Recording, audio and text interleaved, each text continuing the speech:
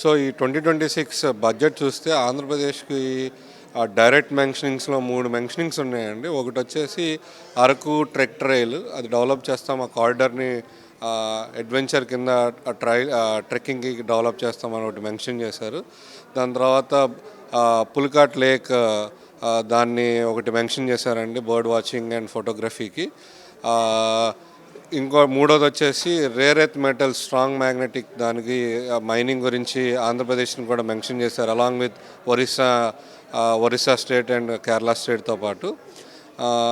ఈ మూడు పక్కన పెడితే అండి క్వాంటమ్ గురించి కూడా మెన్షన్ చేశారు. క్వాంటమ్ గురించి మెన్షన్ చేశారు కాబట్టి ఇప్పుడు క్వాంటమ్ రేస్లో ఉంది ఓన్లీ కర్ణాటక అండ్ ఆంధ్రప్రదేశ్ అండి.